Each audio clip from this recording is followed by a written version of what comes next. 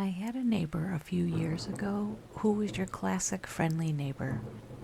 He would sometimes bring pies he made over, offer to help shovel the driveway when the snow got bad, and he even babysat me as I was growing up, since I live in my parents' home and we are right next door. One thing, however, always struck me weird about him, and that was the fact that he would always tell me it's okay to be afraid. No context and completely out of the blue. I always saw it as weird, but kind of just shrugged it off like some sort of weird advice. Another strange memory that comes up is when I went into his house one time for a Halloween party and he didn't have a costume on, just a t shirt and jeans. I asked why he wasn't dressed for Halloween and he said, "What do you mean? I'm dressed up as hiding in plain sight." And he started laughing. At the time, I thought it was kind of funny, a little dry but funny.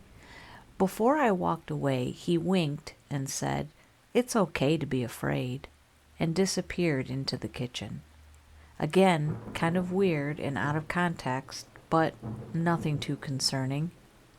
The party went on and eventually came to an end like normal.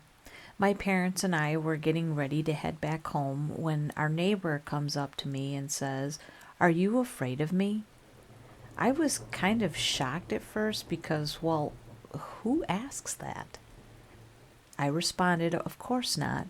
And he says, yet with a big toothy grin, "It's okay to be afraid, you know. Sometimes it's a good thing." I smiled, said thanks for the party, and booked it the hell out of there. A few days later, my parents told me our neighbor needed someone to house sit for him because he was leaving for a road trip. Seeing as I was 16 and unemployed at the time, they figured it was going to be some good side money for me. They volunteered me and told me I start the next morning. I was grateful for the money, but in all honesty, something felt off. Ever since the party, I was kind of put off by the guy and his house. I kept telling myself I was just being paranoid and that I could use the money. Well, the next morning, I headed over to the house, but I couldn't open the door. Not because it was stuck or the key was wrong, but my gut, it just kept telling me not to open it. I felt like someone or something was behind that door, and I didn't want to meet them. I walked back home, but I noticed something strange in the woods behind our neighbor's house. His car was there. It was clearly trying to be hidden, but wasn't done very well. Considering he was supposed to be on a road trip, his car would be a pretty key item in that aspect. So he was either with someone else or he was home. I told my parents the situation and they said that it was strange, but not to worry about it. If I wasn't comfortable, though, they said that they would go over instead. I thanked them and said that I would go over as long as I wasn't alone. I felt safe because, well, my father is a big man, about 6'4" or 6'5", and hits the gym daily, and I couldn't be more grateful.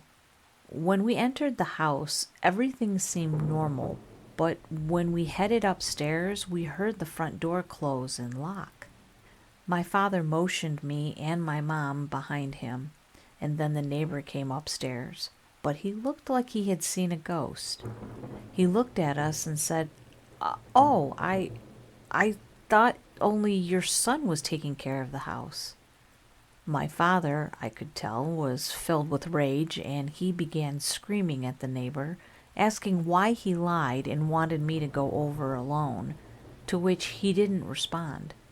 My father then tackled him to the ground and rolled him on his stomach like an officer would to a suspect.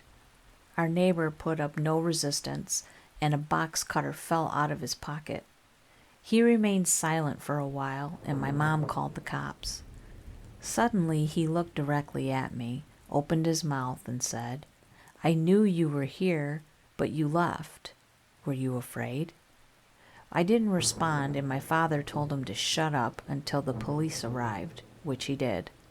The police handcuffed him, and all he said before he left was, "Hey kid, see why it's okay to be afraid?"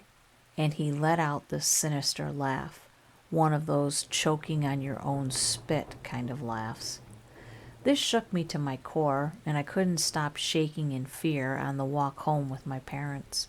I found out after his trial and my testimony that he was also found responsible for the disappearances of several different people, all around my age.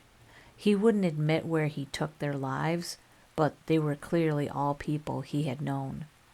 I'm not sure why he kept telling me it's okay to be afraid, or why he dressed as in plain sight for Halloween if he was trying not to get caught. Those were the only things that kept me alive. I know what would have happened if I walked in that house, and I know now that being afraid just might save your life.